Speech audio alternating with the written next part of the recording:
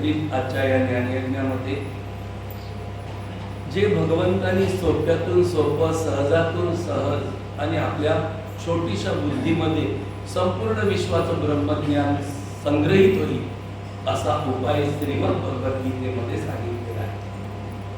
वास्तविक श्रीमद भगवद्गीता आता या कलियुगाच्या बुद्धीमध्ये न समावणारी आहे. कारण ही आली कुठून? उपनिषदात, महाभारतात. महाभारत उपनिषद वेदांत आणि हे वेद भगवंताच्या श्वासात. जेव्हा सतयुगामध्ये 4 वेद श्वासातून निर्माण झाले तेव्हा 1,00,000 वर्ष होत. तेव्हाची बुद्धी आणि आता 100 वर्ष आयुष्याची बुद्धी, ती बुद्धी महान होती. त्यामध्ये ते ज्ञान संग्रह होत होतं. पण आता तेच ज्ञान या कलियुगाच्या 100 वर्षामध्ये जगणाऱ्या मानवी मेंदूमध्ये राहू शकत नाही. म्हणून भगवंताने फार सुंदर आपल्यासाठी आपल्या या छोट्याशा बुद्धीमध्ये सुद्धा संपूर्ण विश्व ब्रह्मज्ञान होईल असं सार काढलं. ते सार आहे श्रीमद भगवद्गीता. उपनिषदांचं सार, महाभारत, वेदाचं सार, पंचम वेद महाभारत, 1.25 श्लोक, लाखो श्लोकातून काढले आणि नंतर त्याच्यातून 700 श्लोक श्रीमद भगवद्गीता. ही सहजच आणि आताच्या या युगामध्ये धार्मिक विचारवंत महापुरुषांनी छोट्या छोट्या गीता तयार केल्या, तिथं खिशात सुद्धा राहते. आणि त्यामध्ये काय आहे हे आपल्याला समजेल. माहितीये, पहिला अध्याय विषाद योग. या कलियुगामध्ये विषादाचं तत्वज्ञान सांगण्याची गरज आली.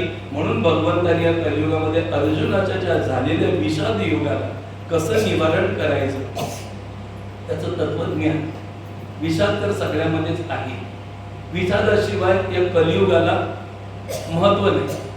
जसं सांगतात एखादा नवरा बासिंग बांधल्याशिवाय शोभत नाही, तर कलियुग सुद्धा विषादाशिवाय शोभत नाही. कलियुग आहे नाहीये, या कलियुगाचं बाशिंगच आहे ते विषाद. काय आहे? आणि ज्याच्या घरी हे बाशिंग आहे ना त्याच्या घरी कलियुग मस्तपैकी पाहुणचार घ्यायला राहतो. पण ज्याच्याकडे विषाद नाही त्याच्याकडे कलियुग राहत नाही आणि कलियुग त्याची निंदा करतो. तर जेव्हा कलियुग त्याची निंदा करतो ना, तर एक निंदेचं फल कसं आहे सांगतात, जो व्यक्ती ज्याची निंदा करतो, म्हणजे तुम्ही माझी निंदा केली तर मी कुठेतरी चुका केल्या, पाप केली, ती तुम्हाला जाणार. जर मी तुमची निंदा केली तर तुम्ही कुठे पातक केले ती मला येणार. पण एक लक्षात ठेवा, माझी निंदा केली तर माझी पातक कमी होती, ती तुमच्या जवळ बसती आणि तुमचं पुण्य माझ्यात येईल. न करता न कळविता आपोआप मला मान. म्हणून सांगतात, निंदक पास में रखियो अंगन कुटी छबाय, बिन बाती बिन साबू तन मन करे सुभाय. आपल्या मागे आणि पुढे असे आजूबाजूला आपले निंदकच ठेवा आणि असतील ना तर खुश व्हा. का? तुम्हाला करायचं काय गरज नाही, ते तुमचं काम करते. पाप घेतील, तुम्हाला नामस्मरण करून करून करून करून पातक काढायचे, ती निंदा करून करून करून जाते. आणि आपल्याला नमस्कार करून करून करून पुण्य कमवायचं आहे, ते पुण्य आपोआपच येईल. म्हणून निंदक बाजूला ठेवा, त्यांची स्तुती करा. कोणी आपल्या बाजूला निंदक असेल, आपल्याला तो पसंत करत नसेल, देवाला सांगायचं, देवा आज सदैव माझ्या जवळच येऊ दे, माझ्या बैठकीत येऊ दे, माझ्याशी त्याची घडी घडी व्यवहार होऊ दे, म्हणजे तो मला बघेल आणि माझी निंदा करेल आणि मला भरपूर मान मिळेल. तर कलियुगाचं हे बासिंग आहे. काय? निंदा, द्वेष, ईर्ष्या, भेद, हे सगळं कलियुगाचं बासिंग आहे. त्याशिवाय कलियुग शोभणार नाही. असो, पण कलियुगामध्ये हा फार एक मोठा आपल्याला भाग ठेवलाय की कोणी आपली निंदा करत असेल तर आपण मालामाल होतो हे निश्चित. असो, तर या कलियुगामध्ये कलियुग त्याच्याच घरी जायला घाबरतो जो गीतेचे विचार घेतो. कली त्याच्याकडे जात नाही आणि कली त्याच्याकडे जात नाही ना, तर कली हमेशा त्याची निंदा करत बसतो. मग कलीमध्ये जे पुण्य आहे ना, कलियुगात जे पुण्य तुम्ही आम्ही करतो ते पुण्य ट्रान्सफर होते कोणाकडे? ज्या कलियुगाला जो जीव आवडत नाही त्याच्याकडे आपोआप कलियुगाचं पुण्य जाते. कलियुग निंदा करतो ना. म्हणून तुम्ही फक्त श्रीमद भगवद्गीतेचा विचार घ्या, आचार घ्या, स्वभाव धारण करा आणि वागा. तुमच्या या श्रीमद भगवद्गीतेच्या विचारात अंतर्गत कलियुग तुम्हाला पसंत करणार नाही. तो तुमची निंदा करेल आणि आपोआप त्याचं पुण्य तुम्हाला येईल. म्हणून विषाद, हा विषाद योग जो आहे कलियुगाचं भाषण आहे, बासिंग आहे. आणि हे निवारण करण्यासाठी भगवंताने दुसरा अध्याय सांख्य योग, ज्यामध्ये आत्मयोग सांगितलं. आत्मयोग जर ज्याला नाही समजलं तर जीवन पुढचं जगणं मुश्किल आहे. पुढचं जीवन अडथळेच आहे. पुढचं जीवन भयानक आहे, दारुण्य दुःखाचं आहे. कारण जे आज दुःख आहे ना, तो भूतकाळातलं आत्मविस्मरण आहे. आणि जर भविष्यात जर सुख पाहिजे तर आता आत्मस्मरण पाहिजे की मी कोण आहे, माझा संबंध भगवंताशी काय. या संसारामध्ये मला भगवंताचं नामस्मरण का केलं पाहिजे, सत्संग का केला पाहिजे, धार्मिक तत्व का धारण केलं पाहिजे, त्याचं कारण आपल्याला मीला ओळखल्यावर मिळेल. पण जोपर्यंत आपण मीला ओळखणार नाही तोपर्यंत आपण आपल्या हिताला मुकलो समजा. कारण देहात्म भावना अधर्माकडे घेऊन जाते आणि आत्मभावना स्वधर्माकडे घेऊन जाते. आत्मभावना हिताकडे नेते आणि देहात्म भावना घाताकडे नेते. आज सगळे जीव देहात्म भावनेत जगतात. देहाला मान मिळाला म्हणजे खुश होतात आणि देहाचा अपमान झाला की नाराज होतात. पण ते जाणत नाही देह माझ्या कर्माचं फळ आहे. हमेशा मी सांगत आहे आणि भविष्यात सांगत राहणार. कारण हे कलियुग आहे. इथे सांगितलेलं घरी जाऊन विसरणारं युग आहे. खरं सांग, खोटं सांगतो का खरं? मुलगा शाळेत जातो, तो शाळेतला अभ्यास विसरतो म्हणून आपण त्याला परत क्लास लावतो ना, क्लासेस मध्ये पाठवतो विस्मरण होऊ नये म्हणून. इथून पण तसंच आहे.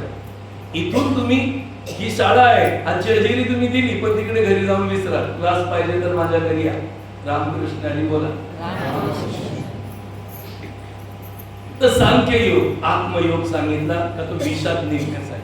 म्हणून आत्मयोगामध्ये सर्व विकार नाश करण्याची, सर्व विषाद नष्ट करण्याची आणि परमधामामध्ये जाण्याचं ज्ञान मिळवण्याचं सामर्थ्य आहे. ते दुसऱ्या अध्यायात सांगितलं होतं. मग तिसरा, चौथा, पाचवा अशा या ज्ञानाला धरून अध्याय सांगितले होते. आणि 6व्या अध्यायामध्ये अभ्यास योग सांगितला होता की एवढं जर तुला समजलं तर तू करशील, तर जे करशील त्याचा फायदा तुला काय होईल आणि तुझं नुकसान आहे की नाही याची माहिती 6व्या अध्यायात दिली. अभ्यास. तर अभ्यास कसा असतो, अभ्यास का करावा, अभ्यास केल्यानंतर आपल्याला प्राप्ती काय होते या सगळ्याची माहिती 6व्या अध्यायात दिलेली आहे. म्हणून 6वा अध्याय हा एकंदर 47 श्लोकांचा बनलेला आहे. 47 श्लोक अभ्यास योग अंतर्गत जीवाचं नुकसान नाही अशी हमी आणि विश्वास दाखवणारा हा अध्याय आहे. म्हणून या अध्यायाकडे बारकाईने थोडंसं लक्ष देऊया. पहिलं 1 ते 4 मध्ये निष्काम कर्मयोगाच्या विषयी योगारूढ पुरुषाचे लक्षणं सांगितलेली आहे. योग हा वाक्य फार महत्वाचा आहे. 84 लक्ष योन्यांमध्ये भटकणारा हा जीव आहे. योगी फक्त मनुष्य जन्मात आल्यावरच होऊ शकतो. इतर जन्मामध्ये त्याला योगी बनण्याची पात्रता आणि सामर्थ्य नाही. फक्त मनुष्य जन्मामध्ये आल्यानंतर तो योगी होऊ शकतो. म्हणून 84 लक्ष जन्माच्या प्रकरणातून हा मनुष्य जन्म हा योगी बनण्याचा जन्म आहे, भोगी नाही. कारण भोग भोगले ते 84 लाख योन्यांमध्ये आपण दारुण्य दुःख भोगून आलो. मनुष्य जन्म आता भोग योनी नाही, योग योनी आहे. कारण मानव आणि मानवेंतर यामध्ये आहे मोठं अंतर. मानवेंतर म्हणजे मनुष्यानंतर येणारे जन्म, किडा मकोडा, जनावर, पशु पक्षी, जलचर प्राणी वगैरे वगैरे नाहक दुःखदायक योन्या ही मानवेंतर सृष्टी आहे. यातून आपण आलो, मानवेंतर सृष्टी भोगून आलो, आता मनुष्य योनीला आलो. म्हणून मानवेंतर आणि मनुष्य योनी यामध्ये तफावत आहे, अंतर भरपूर मोठा आहे. मानवेंतर योनीला, मानवेंतर सृष्टीला भगवंताने ती बुद्धी दिलेली नाहीये की त्या बुद्धीच्या जोरावर ते आपलं हयात जन्मात हित करू शकतात आणि भविष्य सुधरवू शकतात. नाही, ती बुद्धीच दिली नाही. न ते हयात जन्माला सुधरवू शकतात आणि येणाऱ्या जन्माला सुखी बनवू शकतात. पण मनुष्य तसा नाही. मनुष्याला भगवंताने ती दिव्य बुद्धी दिली. त्या बुद्धीत तो हयात जन्माला सुधरवू शकतो आणि येणाऱ्या भविष्याचं चांगलं कल्याण करू शकतो. येणारे अनेक जन्म जे आहेत परमधामापर्यंत जाणारे तो सुखद करू शकतो, अशी बुद्धी दिली. म्हणून हे मनुष्य तू सावध हो. 84 लक्ष योन्यातून भटकणाऱ्या हे जेव्हा तुला हा उपहार भगवंताने दिलाय तो यासाठी, आणि त्यामध्ये दिव्य बुद्धी तुला दिले, त्या बुद्धीच्या जोरावर तू या संसाराच्या परे अनंत लोकांमध्ये, दिव्य लोकांमध्ये प्रवेश करू शकतो आणि आजन्मा सुख भोगू शकतो.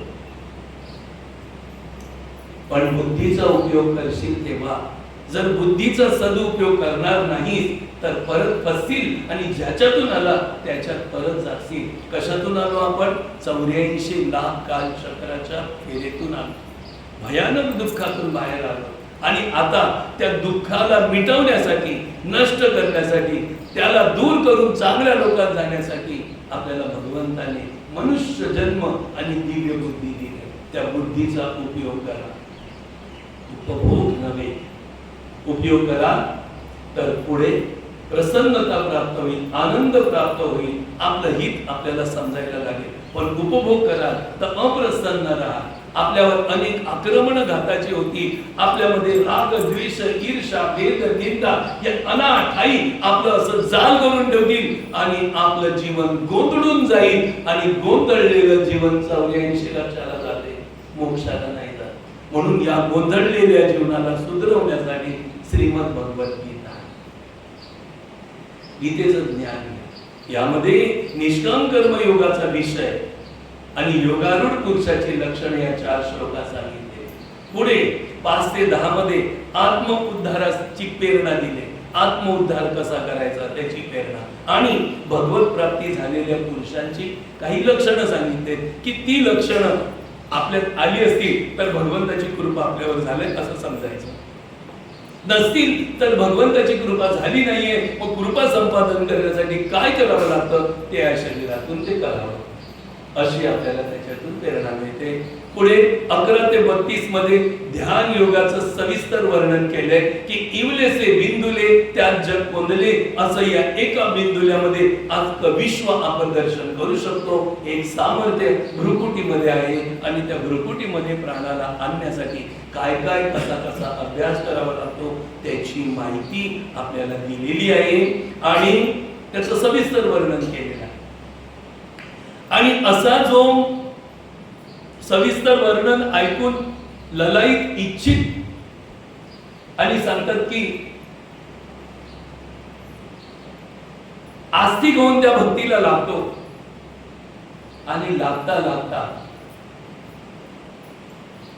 त्याचा अभ्यास अपुरा पडतो आणि त्याचा जीवनाचा भानू आवडतो. मग अशा वेळेला त्या योग भ्रष्ट पुरुषाची गती काय होते? अर्जुनाचे प्रश्न होते की जसं वायूने ढग नाहीसे होता, दिशेनाशे होता, तसे हे भगवंता एखाद्या भक्ताने तुझी प्राप्तीसाठी, तुझं परमधाम प्राप्त करण्यासाठी अभ्यास केला, पण तो त्याला प्राप्त नाही झाला आणि मध्येच त्याचा जर जीवनाचा भानू मावळला तर त्याची त्या फुटक्या ढगासारखी अवस्था तर होत नाही ना. त्यावेळेला भगवंतांनी चांगलं सुंदर आश्वासन दिलं की जो माझ्या भक्तीला, माझ्या योग मार्गाला लागला, माझ्या प्राप्तीला लागला, भले ती 1% पासून ते 100% पर्यंत भक्ती करण्यास लागला आणि त्याचे किती टक्के अभ्यास हो, 5%, 10%, 15%, 20%, 50%, आणि त्याला 100% प्राप्त करता नाही आला तरी अर्जुना त्याचा तो केलेला अभ्यास कधी फुकट जात नाही. त्याने केलेला अभ्यास तसाच्या तसाच राहतो. आणि त्याला मी असं सुख देतो जे देव दुर्लभ आहे, जे देवांना सुख नाही मिळत ते सुख मी त्याला देतो. आणि त्याने केलेला अभ्यास तसाच त्याचा फिक्स डिपॉझिट जमा करून ठेवतो. त्याला कोणी हात लावत नाही. कोणत्या कर्माने कोणत्या कारणाने तो नष्ट होत नाही. आणि जेव्हा तो देव दुर्लभ सुख आहे तो भोगून कंटाळतो, तेव्हा मग मी त्याला वरच्या लोकांमध्ये त्याच्याही पेक्षा चांगलं सुख आहे त्या सुखात नेण्यासाठी श्रीमंत घरानं ज्ञानवान कुल त्याच्यामध्ये मी सशक्त निरोगी शरीर दिव्य बुद्धी वगैरे देऊन आणि त्याला तो त्यांनी केलेला अभ्यास तसाच्या तसा त्याच्या मस्तकात भरतो. त्याचा 40% असेल तर 41 पासून सुरू होतो. जसं तुम्हा आम्हाला घर सोडायला किती जन्म लागतील देव जाणो, पण बाबांनी 12च वर्षी सोडलं. म्हणजे त्यांनी गेल्या जन्माचे जे काय अभ्यासक्रम होता त्याला तो सगळा 12व्या वर्षीच प्राप्त झाला. भगवंतांनी बाबांना दिला आणि बाबा डोंगरावर गेले. आता तुम्ही आम्ही केव्हा जाल देव जाणो, किती जन्म लागतील देव जाणो, पण तो अभ्यास तसाच जमा करत करत करत एक दिवशी तुम्ही आम्ही पण योगी बनणार आणि या कुलात जन्माला येणार. आणि मग आपली लोक पूजा करणार, आपण फक्त बसून राहणार. आपल्या चपलापासून ते डोक्याच्या मुकुट पर्यंत सगळी सेवा करणार. आपण काय करायचं नाही, फक्त बसून राहायचं. आता बाबा काय करतात, नुसते बसतात, शांत राहतात. आपल्या योग सामर्थ्याने सगळ्यांना नाचवतात. कितपर्यंत देश विदेशापर्यंत भक्त बाबांचे जागे झाले आणि सूत्रधार झाले, काम करते झाले. बाबा करतात आराम आणि हे करतात काम. जसं कचरूबाबा महाराजांनी आपली कुंडलिनी जागृत केली आणि सांगतात की देहभान विसरून भगवत भजन करीत ज्ञान प्रचाराचा मार्ग तयार केला. आता ते तिकडे आराम करतात. त्यांचं काम, त्यांच्या संकल्पाचं काम आपण करू. असं आपलं काम मग करणार, असा हा अभ्यासक्रम. मनाला स्थिर कसं करायचं हे ज्ञान वगैरे वगैरे याच्यात सुंदर सांगितलेलं आहे. जरा मी एक एक अध्यायामध्ये संकेतिक तुम्हाला सांगतो, कारण तुम्ही त्या अध्यायाला घरी जाऊन पाहता. जसाच्या तसा अभ्यास 1.5 तासात आपण काही समजवू शकत नाही आणि तुम्ही पण समजू शकत नाही. सांगतात इथे शिकवलेला अभ्यास घरामध्ये करावा लागतो, तेव्हा समजेल. जसं शाळेमध्ये शिकवलेला अभ्यास विद्यार्थ्यांना घरी सुद्धा करावा लागतो, तेव्हा ते पास होतात. तुम्ही शिकलात ना, शाळेत गेलात ना, शाळेनं अभ्यास केला का गराव केला? शालन केलता का नुसता गरण केलता? जरा सांगा. शाळेत पण केला आणि घरी पण केला तेव्हा पास झाला. तसं तुम्ही नुसते अट येऊन तट करणार नाही तर कुछ नहीं मिलेगा. घरी पण अभ्यास केला, हम यहां से जो अभ्यास समझ कर जाएंगे वो घर जाकर आचरण में लाना पड़ेगा, तभी हमारा काम हो जाएगा. घरी 5-10 मिनिटं 15 ते 20 मिनिटं ओंकाराचा जप करून ध्यानावस्थेत बसत जा. तर इथे भगवान श्री कृष्ण निष्काम कर्मयोगाच्या प्रशंसा करतात. निष्काम कर्मयोग सांगितलेला आहे. इथे भगवान म्हणतात अनाश्रितः कर्मफलम कार्य कर्म करोतीयः ससन्यासीच योगीच निर्न चाक्रियः. भगवान सांगतात की अर्जुन, जो पुरुष कर्मफलाचा आश्रय न घेता फक्त आपली कर्तव्य कर्म करतो तो संन्यासी पण आहे आणि योगी पण आहे. लक्षात ठेवा, आपलं सुरू आहे पण आपल्याला समज नाही आली. समज आली तर आपण संन्यासी पण आणि योगी पण. घरदार सोडायची काही गरज, बाबांसारखं लंगोटी मारून डोंगरावर जायची काय गरज? त्यांनी लंगोटी लावली तुमच्या आमच्याला तारण्यासाठी आणि आपल्याला लंगोटी लावायला लागेल आपलं तारण करण्यासाठी, पण ती करायची काय गरज नाही. आपण संन्यासी पण होतो आणि योगी पण होतो. फक्त या विचारांकडे लक्ष द्या. भगवंताने काय सांगितलं? भगवान म्हणतात कर्मफलाचा आश्रय न घेता जो कर्म करतो तो संन्यासी पण आहे आणि योगी पण आहे. कर्मफल करतो पण फलाचा आश्रय घेत नाही. कर्तव्य कर्म करतो, त्याची अभिलाषा पुढे ठेवत नाही. जसं समजा आपण हरिपाठला गेलो सगळेजण, तर पॉकेटची इच्छा न करता हरिपाठ करतो, ते झालं कर्मफलाची आशा न ठेवता कर्म करणे. जसं आईची सेवा करतो, तर त्या आईने माझं काय करावं असा भाव न ठेवता आईची सेवा करतो, बाबाची सेवा करतो, पत्नी पतीची सेवा करते आणि पती पत्नीची सेवा करतो. कुटुंबात एक ग्रस्त आपल्या कुटुंबाची सेवा करतो, पण कुटुंबातून आम्हाला काय प्राप्त व्हावं किंवा मी करतो मला याच्यापासून लाभ व्हावा नाही. माझा जो संबंध आहे कुटुंबाचा, माझं कर्तव्य मी करतो, त्या कर्माचं फल नाही, कारण भगवंताचं हे कर्तव्य कर्म. हा संसार सगळा भगवंताचा आहे, हे विश्व भगवंताचं आहे. विश्वातलं ग्रह भगवंताचे आहे, त्या ग्रहातली पृथ्वी भगवंताची आहे, पृथ्वी मधले देश माझ्या भगवंताचे आहेत, त्या देशातले राज्य माझ्या भगवंताचे आहेत, त्या राज्यातले जिल्हे तालुके गाव ग्रामातली घरातली राहणारी सगळी जीव सृष्टी माझ्या भगवंताची आहे. म्हणून मला माझं कर्तव्य केलं पाहिजे. फक्त कर्तव्य करतो, फलाची आशा ठेवत नाही, तो संन्यासी पण आहे आणि योगी पण आहे. पण कर्मफल करतो आणि आशा धरतो, तो संन्यासी पण नाही आणि तो योगी पण नाही. तो स्वर्ग नरक आणि भूलोक या 3 ठिकाणी भ्रमण करणारा आहे. त्यातले आपण आहोत, पण अभ्यास केला तर पुढे नसणार. आता आहोत ना आपण स्वर्ग नरक नाही तर भूलोक, या तिघांमध्येच भटकतो आपण. आणि त्याच्या वरचे लोक तर आपल्याला प्राप्त नाही झाले. प्राप्त करण्याचा अभ्यास आपल्याला शिकवायला लावलाय, पण जर आपण शिकून घेतला तर. आणि केवळ अग्नीचा त्याग करणारा संन्यासी पण नव्हे, आणि तसेच केवळ क्रियांचा त्याग करणारा सांगतात योगीही नव्हे. काही लोक अग्नीचा त्याग करतात, शिजवलेले पदार्थ खातच नाही, कंदमुळं फळं भाज्या फळं खातात, पाल्यावर राहतात, पण शिजवलेले अन्न खात नाही, असा संन्यास घेतात, अग्नीचा त्याग करतात.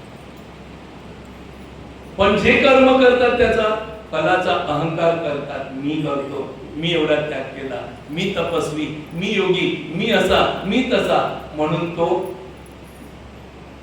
संन्यासी आहे, पण तो संन्यासी नाही.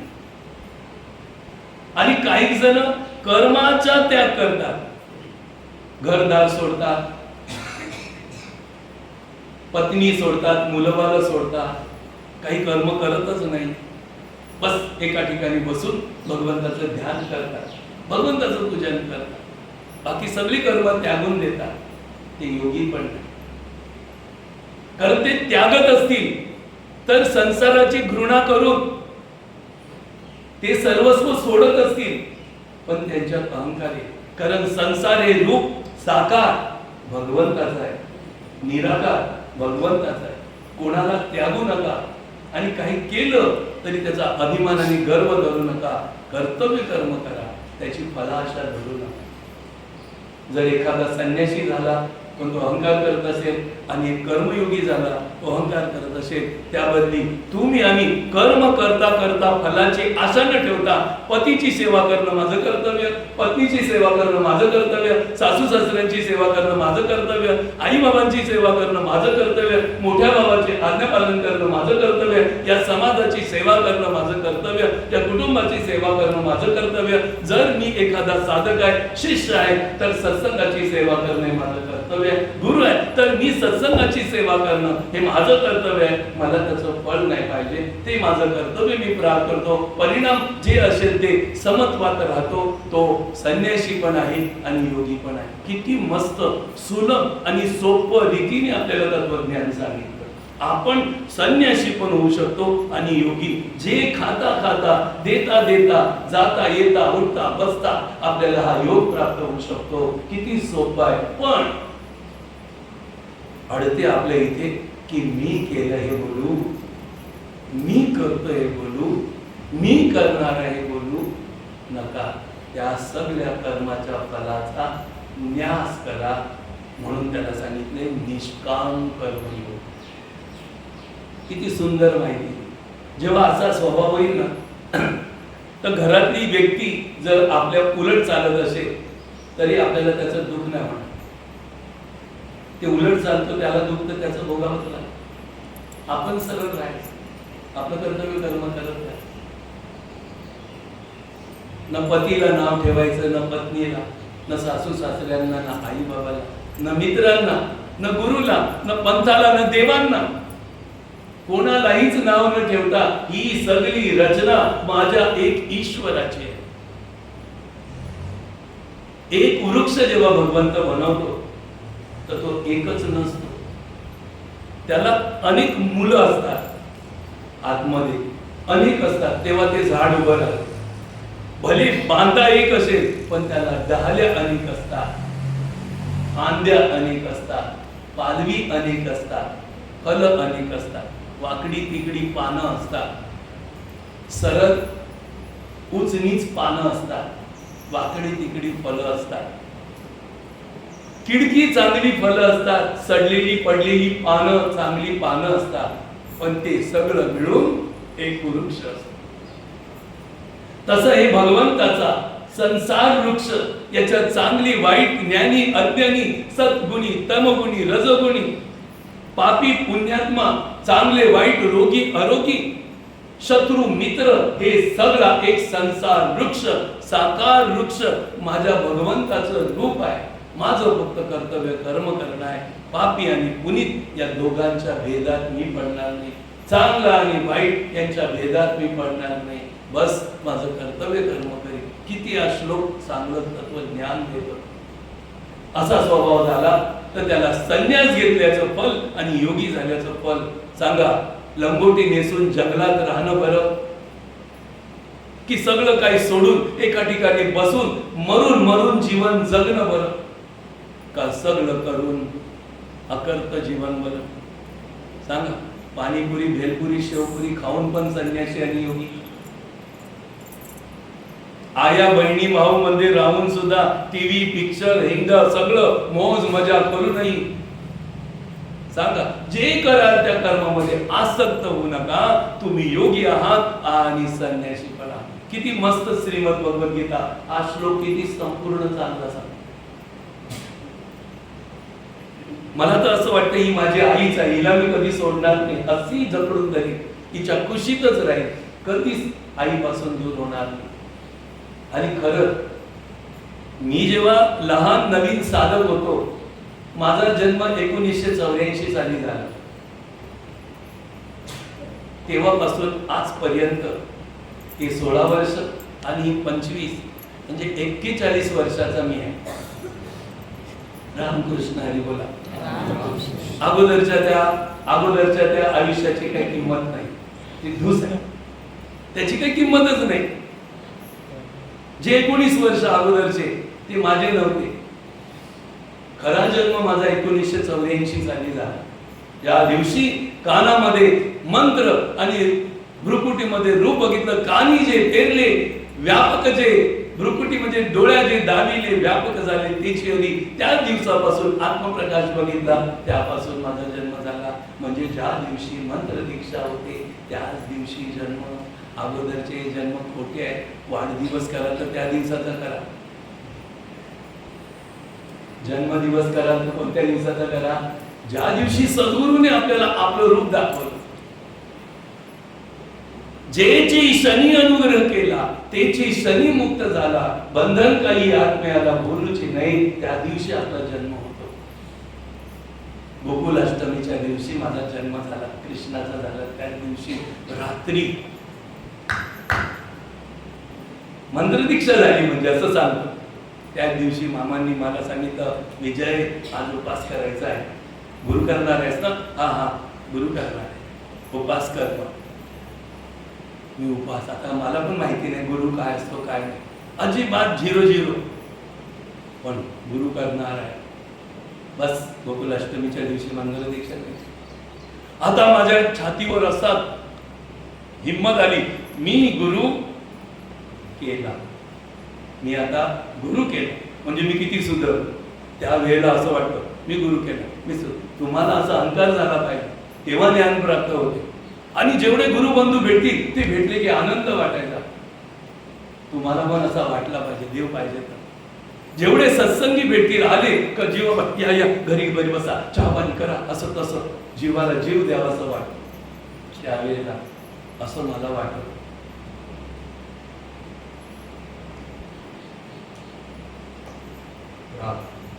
नारायणा नारायणा लक्ष्मी रमणा नारायणा नारायणा नारायणा लक्ष्मी रमणा नारायणा नारायणा नारायणा लक्ष्मी रमणा नारायणा. या संदर्भात एक सुंदर कथा सुचली आहे म्हणून मी तुम्हाला सांगतो. पूर्वकाली लग्न होतं, आता होतात तशी नाही. याच्या उलट पूर्वकाली दिवस होतात आता रात्र, किंवा आता दिवस आहे तर पूर्वकाली रात्र, म्हणजे वेगळंच. पूर्वकाली लग्न होत होती, एकदम साधी सुधी. नवरा पालखी घेऊन जायचा, लग्न लावायचा, नवरीला पालखीत बसवायचं आणि नवरा चालत निघायचा. नंतर घोडे आले, नंतर टांगे आले. आम्ही टांग्यामध्ये नावलीला गेलेलो. टांग्याच्या वरती ते असं आणि नवरा नवरी टांग्यात बसले, त्यांना मजा होती. आता टांगे बिंगे गेले, त्यांना पण चालवतात, चालत चालतच रात्री नाही सकाळी घरी येतात.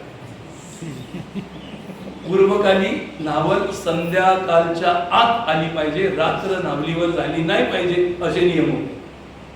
तर एक लग्न होतं, नवऱ्याने लग्न केलं होतं, नवरीला पालखीत टाकलं होतं, टाकलं नाही ठेवलं होतं, आणि नवरा आपला चालत चालला होता. संध्याकाळचीच वेळ होती, रात्र होऊ द्यायची नव्हती. नावल घाई घाईने चालली होती.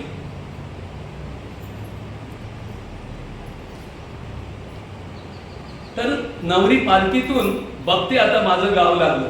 पूर्वकाली लग्न अशी होत होती की नवरीला गाव नाही माहिती, घर नाही माहिती, नवऱ्याचं नाव नाही माहिती, नवऱ्याचं रूप माहिती नाही, तू काना आहे, गोरा आहे, ठेंग नाही की असं आहे की तसं आहे, अमक्याच्या घरी तुला दिली, बस डोळे मिटून आता चष्मे दुर्बीण लावून बघतात आणि मग लग्न करतात.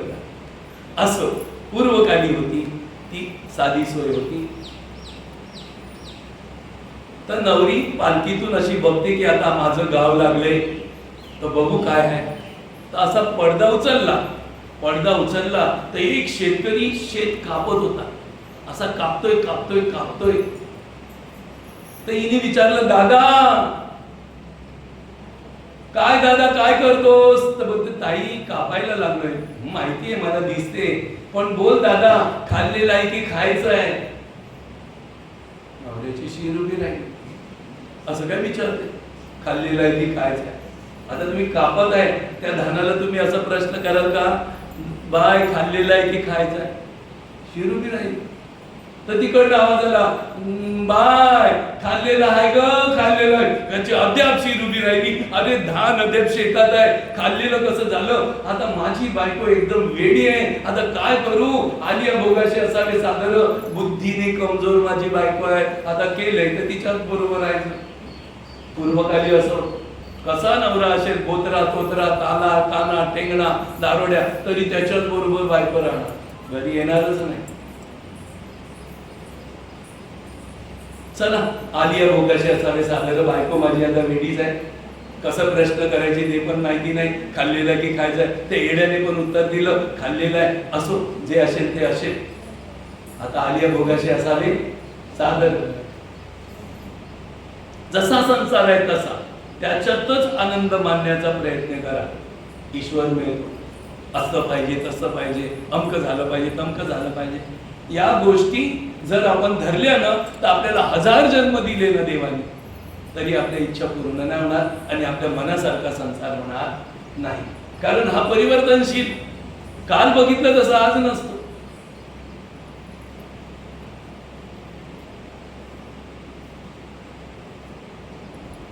मोबाईल मध्ये आशा पारेख आणि धर्मेंद्राचा जुना पिक्चर, त्या जोडीमधल्या दोघांचं फोटो आला आणि त्या दिवशी काय टीव्हीवर कार्यक्रम लागला होता, त्या दोघांना बोलवलं होतं. तर दोघं डोकली हाताला धरून हळूहळू आणून त्यांना बसवलं. म्हणजे किती परिवर्तन आहे. पूर्वकाली काय होतं आणि आता काय, आणि आता आहे तसं नंतर नसणार. म्हणून या संसाराला स्थायी समजू नका, हा परिवर्तनशील आहे. गोपाल श्री कृष्ण भगवान घेऊ असं.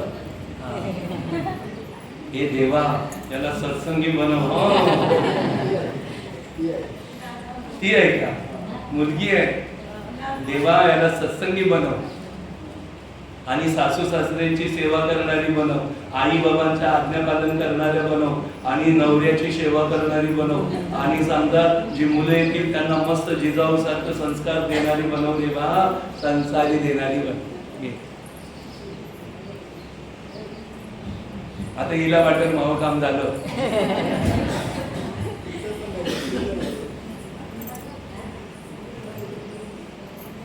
संसार पण असाच असतो. बघा कसा असतो सांगतो. माझं लग्न झालं,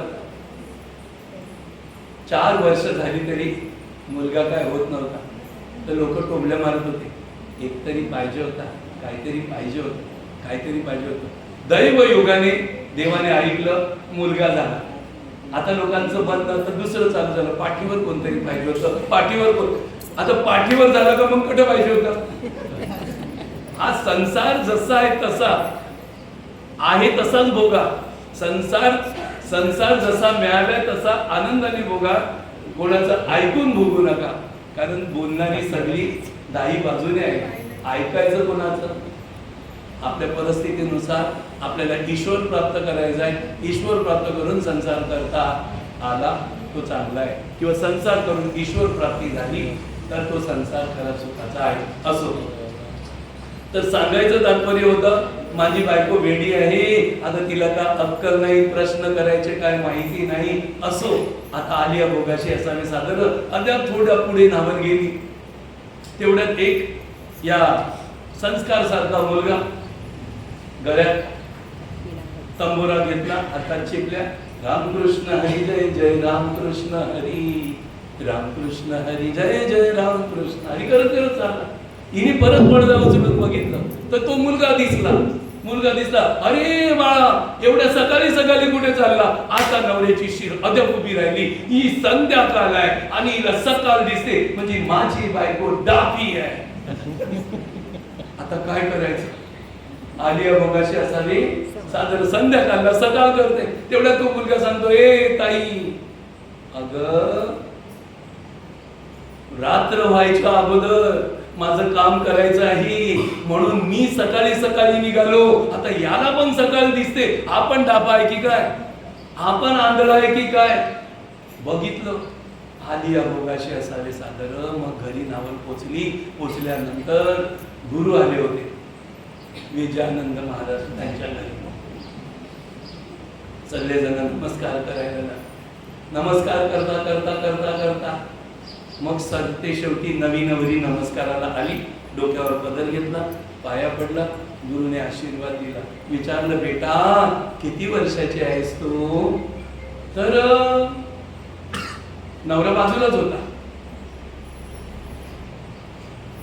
बाबा 7 वर्षाची. आई 6 वर्षाची, एवढी मोठी गोडी झाले ना, म्हणतो 6 वर्षाची. नवऱ्याच्या अंगाची आग झाली.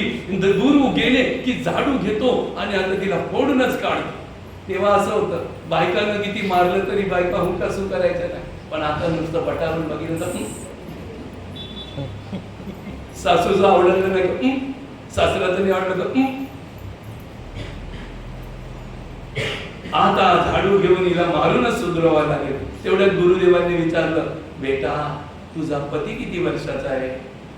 तर बाबा त्यांचे तर 3च महिने आहेत. काय म्हणतोय मी 3 महिन्याचा, मी 3 महिन्याचा. आता काय सांगायचं हिला, ही कोणत्या लोकातली आहे बाई, कशी मला बाबांनी करून दिली. आता हिला मारून कुठूनच सुधारावं लागेल. तेवढ्यात थोड्या वेळाने गुरुजींनी विचारलं, बेटा तुझे सासरे बाबा ग. तर ती काय सांगितलं तर आश्चर्यच, तुम्ही तर हसा. आता काय सांगेल, सासरा 9 वर्षाचा. तर बाबा माझ्या सासरे बाबांचा जन्मच नाही झाला. अरे माझ्या बाबाचा जन्म नाही झाला अशी म्हणती, कोणत्या युगाची आहे, कशी आहे. आता गुरु जाऊ दे बस. याच्या अंगाचे नुसते काटे झाले उभे. आणि गुरु गेले, यांनी कोपऱ्यातली झाडू उचलली न मारायला सुरुवात केली. अहो का मारता, अहो का मारता, अहो का मारता. का मारता म्हणजे का मारता, चुका करते की काय चुका केली. एक चूक आहे तर सांगू तुझ्या असंख्य. हो एक तर सांगा. हा हा काय ग काय ग. तो शेत कापत होता, त्याला उलटा प्रश्न केला, खायचा आहे की खाल्लेला आहे. असं का केला, तुला माहिती नाही ते धान शेतात आहे.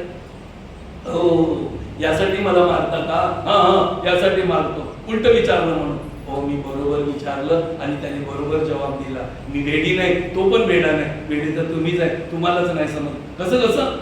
अहो मी खाल्लेलं आहे की खायचं आहे विचारलं, तर त्यांनी उत्तर दिलं खाल्लेलं आहे. मला समजलं, तुम्हाला नाही समजलं. वेडे तर तुम्ही आहे. कसं कसं. अहो खाल्लेलं आहे म्हणजे या वाक्याचा अर्थ ते धान फक्त त्यांनी कापून, आता ते धान आहे ते सावकाराला देणार आहे. तो त्याच्या अगोदर सध्या धानाचे पैसे सावकाराकडून त्यांनी घेतले आणि खाल्ले, म्हणून ते खाल्लेलं आहे झालं. अरे हा असं पण असते. असं उगाच मला मारलं. वेडे तर तुम्हीच आहे. आजच्या युगाची बायको असती तर तिने झाडू उचलली असती. मी त्याच युगाची होती, नवऱ्याला मान देणारी होती. असं ते काय ग, ते काय ग. त्या पोराला तू विचारलं सकाळी सकाळी कुठे झालं, तुला माहिती नाही संध्याकाळ आहे. सकाळी सकाळी कशाला विचारलं. आणि त्या येड्याने उत्तर दिलं, रात्र व्हायच्या अगोदर माझं काम करायचं आहे म्हणून मी सकाळी सकाळी. त्याला पण संध्याकाळ सकाळ दिसत होती, तुला पण सकाळ संध्याकाळ सकाळ दिसत होती. असा उलटा प्रश्न का विचारला. तर तू डोळ्याने भुरकट दिसते का तुला. नाही नाही माझे डोळे बरोबर आहेत, त्याचे पण डोळे बरोबर आहेत. मी विचारलं बरोबर आणि त्याने उत्तर दिलं बरोबर. मला समजलं, तुम्हाला समजलं नाही, तुम्हीच वेडे आहे. कसं कसं. अहो मी विचारलं सकाळी सकाळी कुठे चालला. तर ही सृष्टीची दुपार संध्याकाळ सकाळ नाही, आयुष्याची दुपार सकाळ आणि संध्याकाळ या दृष्टीने मी विचारलं होतं. आयुष्य म्हणजे जसं बाल जन्माला येतं तो त्याचा ब्राह्मी मुहूर्त. जेव्हा तो कुमार होतो तेव्हा त्याची सकाळ, आणि तो जवान होतो त्याची दुपार, आणि तो म्हातारा होतो त्याची संध्याकाळ, आणि मरतो तर रात्र. म्हणून मी विचारलं सकाळी सकाळी म्हणजे त्याची अवस्था कुमार अवस्थेची आहे, म्हणजे अवस्था सकाळ आहे.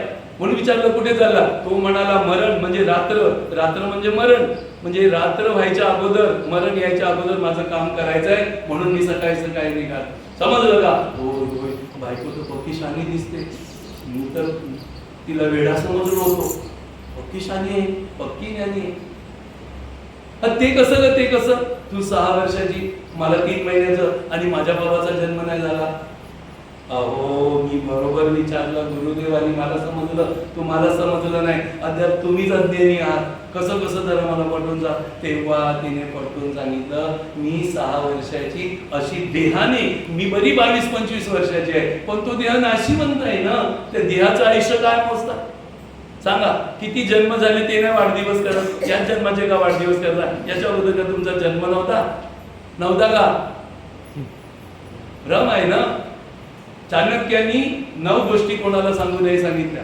त्यातलं पहिलं सांगितलं आयुष्य कोणाला सांगू नये. आता कलियुगामध्ये उलट झालं. आयुष्य गोंगाट करून पार्ट्या देऊन दाखवतात की मी अवरेवर असं. जे आता चाललंय त्याला आपण करू शकत नाही.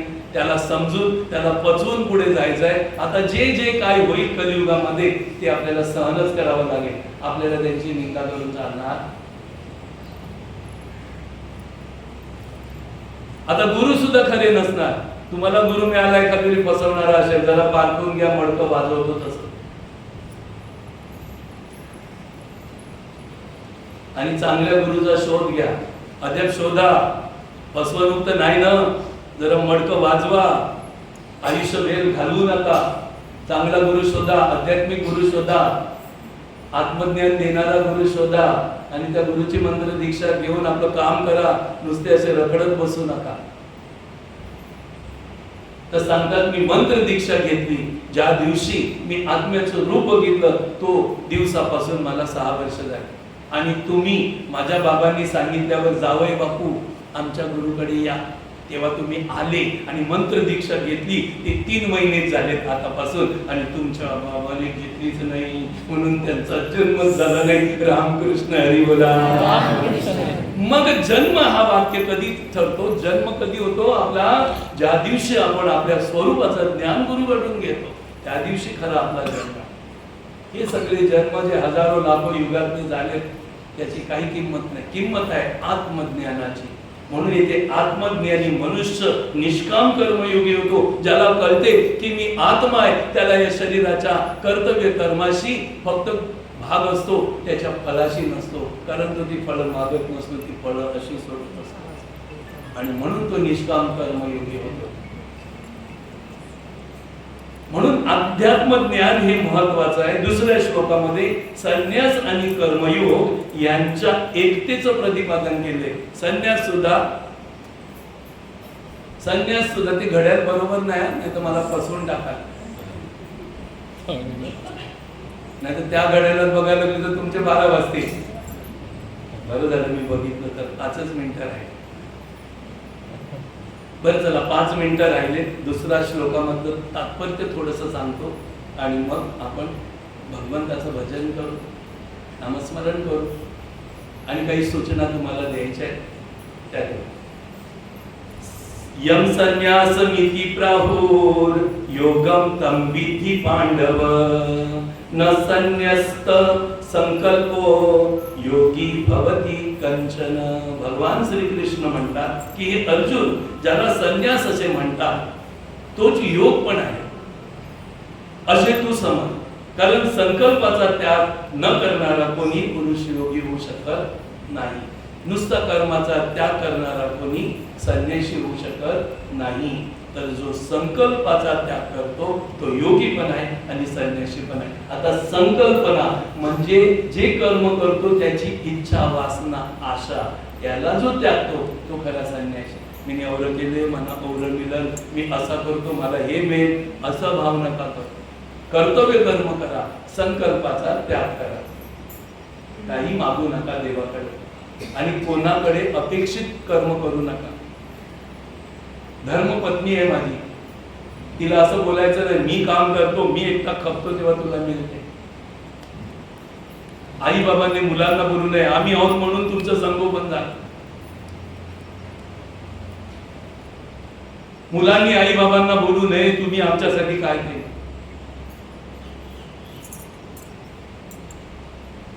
पत्नीने पतीला काही बोलू नये. कुटुंबात फक्त आपलं कर्तव्य कर्म करायचं, कोणाची निंदा द्वेष झाली नाही पाहिजे. जे झालं ते चांगलं झालं, जे होऊन गेले ते पण चांगलं होऊन गेले, होणार आहे ते चांगलं होणार आहे. बस या कर्माशी माझा काही संबंध नाही. मी भगवंताचा सनातन अंश आत्मा आहे, अलिप्त होतो, अलिप्त आहे आणि अलिप्त राहील. अजरामर होतो, अजरामर आहे आणि अजरामर राहील. जन्म मृत्यू रहित होतो, जन्म मृत्यू रहित आहे आणि जन्म मृत्यू रहितच राहील. मी एक आनंद स्वरूप प्रसन्नात्मा भगवंताचा सनातन अंश भगवत स्वरूप आहे. हा हा हा हा हा नाही असणार. तुम्ही देहाला जरा निर्लज्ज व्हा. भक्तीमध्ये जो निर्लज्ज झाला तो सज्ज आणि लाजला तो. म्हणून म्हणा मी प्रसन्न आहे. माझे हात करा असे तर तुमचा आत्मा बाहेर येईल. नाही तर त्या देहाला धरून नुसतीच कजबिज करत काय उपयोग नाही त्याचा. बोला मी प्रसन्न आहे, मी आनंदित आहे, प्रसन्न आत्मा आहे, मी भगवंताचा सनातन अंश भगवत स्वरूप आहे. या जगात न माझा दुःखाशी न सुखाशी संबंध आहे. मी बंद रही सच्चिदानंद प्रभूचा अद्वैतानंद स्वरूप अमर आनंदी प्रसन्न आत्मा आहे, आत्मा आहे, आत्मा आहे.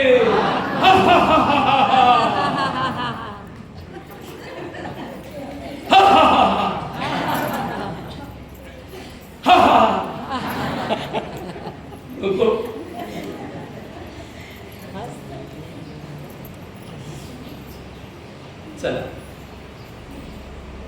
श्रीराम जय राम जय जय राम.